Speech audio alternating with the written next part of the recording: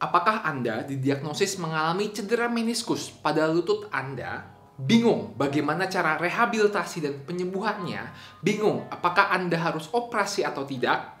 Jika iya, tonton video ini lebih lanjut karena saya akan membahas semua yang perlu Anda ketahui tentang cedera meniskus pada lutut Anda ya. What is going on semua, and welcome back to the Indo Physio. Di video ini saya akan menjelaskan semua yang perlu Anda ketahui tentang cedera meniskus pada lutut Anda. Pertama-tama saya akan membahas apa sih itu meniskus dan apa fungsinya. Kemudian di part kedua saya akan membahas kapan Anda perlu operasi, kapan bisa sembuh tanpa operasi, dan terakhir baru saya akan membahas bagaimana cara rehabilitasi dan penyembuhannya. Oke, mari kita mulai. Apa itu meniskus? Meniskus adalah sebuah struktur pada lutut Anda. Dia melapisi sendi lutut Anda dan berfungsi sebagai bantalan pada lutut. Jadi fungsi bantalan ini adalah untuk meminimalisir atau mengurangi beban yang diterima oleh sendi lutut Anda ketika Anda bergerak, melompat, dan beraktivitas. Ketika meniskus Anda sehat dan tidak cedera, beban yang diterima lutut ketika jalan, lari, lompat itu bisa diminimalisir sehingga lututnya tidak cedera dan sehat-sehat aja. Ketika bagian meniskusnya ini cedera, kemampuan lutut dalam menerima dan menyerap beban akan berkurang.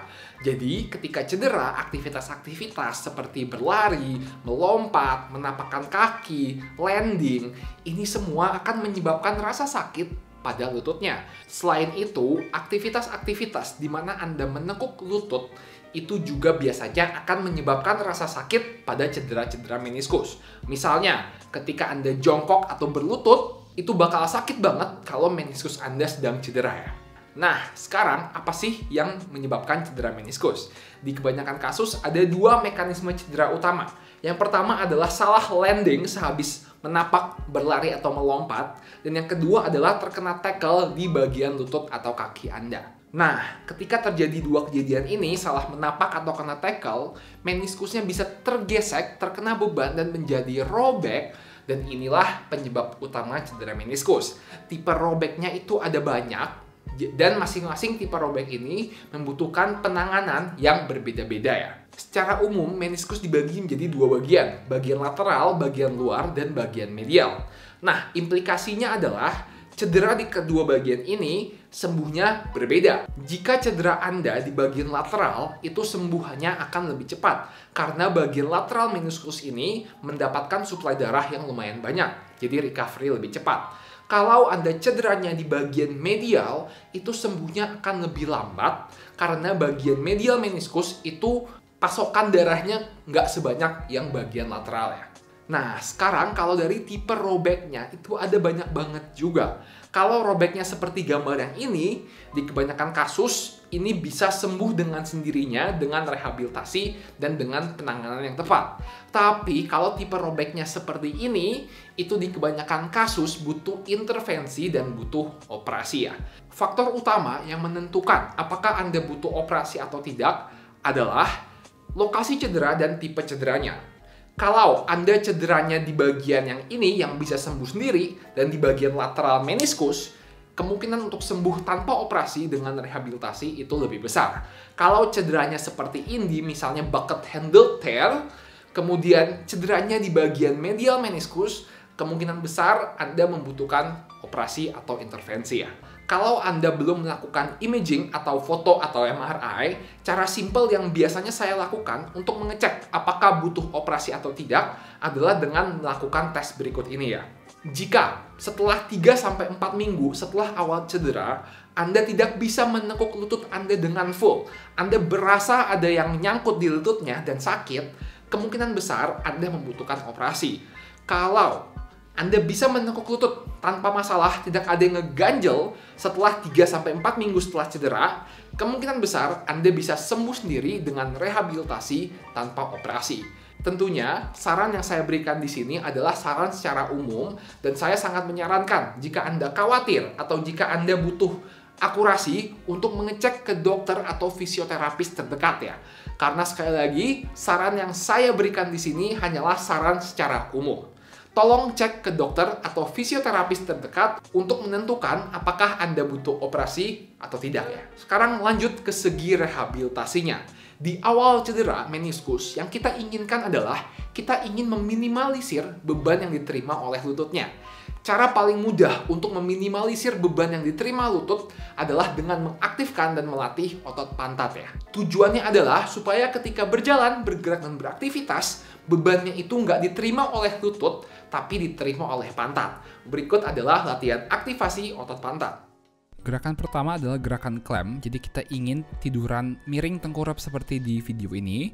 Kemudian kaki yang bawah lurus, kaki yang atas tekuk, dan dibuka kakinya sedikit ke atas seperti di video ini ya.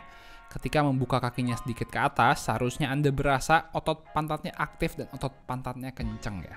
Jadi geraknya dari pantat doang, jangan malah berasanya di paha atau di pinggang ya. Lakukan 8-12 repetisi, 2-3 set. Nah, ini sekedar video dari angle lain supaya kalian ada gambaran gimana exercise-nya. Jadi mau tiduran miring tengkurap dan kemudian tinggal buka kakinya sedikit ke atas ya.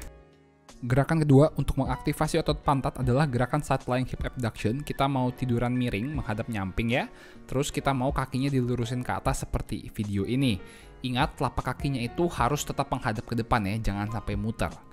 Mestinya ketika ngelakuin gerakan ini sama berasanya di pantat samping atas, kita mau ngelakuin 8-10 repetisi 2-3 set ya. Naikinnya senyaman aja, nggak usah tinggi-tinggi nggak apa-apa, yang penting berasa di otot pantatnya kencang atau berkontraksi ya. Nah, yang paling penting adalah kita harus menginkorporasikan aktivasi otot pantat ini dalam berjalannya. Jadi ketika Anda melangkah nih, ketika kakinya menapak, dorong sedikit lututnya keluar supaya berasa di pantatnya. Oke, saya ulang ya. Jadi ketika kita menapak dan melangkah, kita mau mendorong sedikit lututnya keluar, berasa di pantat, baru maju ke depan. Dorong sedikit keluar, berasa di pantat, baru maju ke depan. Dengan seperti ini, mestinya ketika berjalan, kita bisa mengurangi beban di lutut, jadi kita pindahin bebannya ke pantat ya. Di video ini kan saya nyontohinnya pelan-pelan, tapi ketika udah terbiasa, Anda bisa jalan normal aja, tapi bebannya nggak ke lutut, bebannya ke pantat ya. Silakan dicoba. Ingat di tiap langkahnya dorong sedikit lututnya keluar sehingga pantatnya berasa ya. Setelah Anda sudah mahir memakai otot pantatnya dan Anda memberikan waktu bagi lututnya untuk recovery, mungkin sekitar 2-4 minggu, baru kita mulai menginkorporasikan lututnya ke dalam latihan-latihannya. Berikut adalah latihan yang lebih sulit untuk penyembuhan cedera meniskus, mungkin 2-4 minggu setelah awal cedera ya. Gerakan pertama adalah gerakan single leg balance. Jadi kita mau berdiri di satu kaki, kaki yang cedera di bawah di lantai, kaki yang tidak cedera di atas ya. Jadi kita mau menumpu di kaki yang cedera, tahan 3-5 detik, istirahat, ulangi 6-8 repetisi 2 set. Ketika balancing di kaki yang cedera ini, kita mestinya berasa di otot pantat kaki yang di lantai yang cedera ya. Mestinya otot pantatnya yang berasa kencang.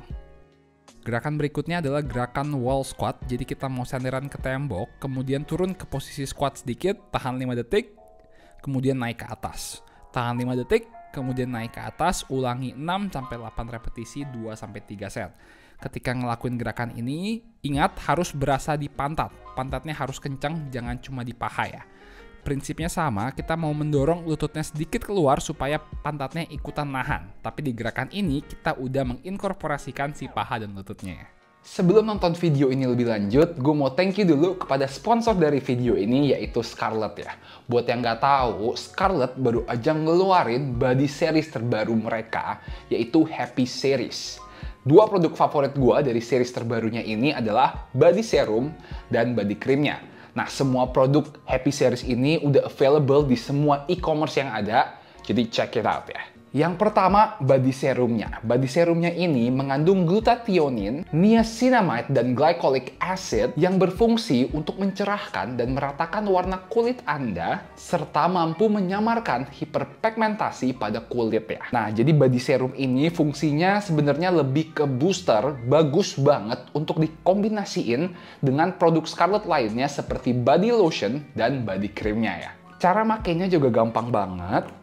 Tinggal dibuka dan dioleskan sedikit secara merata kepada bagian-bagian yang ingin dicerahkan atau dilembabkan ya. Biasanya gue sih makainya di tangan, siku sini, sama di kaki ya. Udah gitu, teksturnya tuh halus banget dan wanginya tuh wangi banget. kayak bunga jasmine wanginya ya. Biasanya gue pakai serum ini pagi sama sore. Kalau pagi biasanya gue pakai serum lalu gue layer dengan body lotion untuk efek 3 kali lebih mencerahkan dan melembabkan.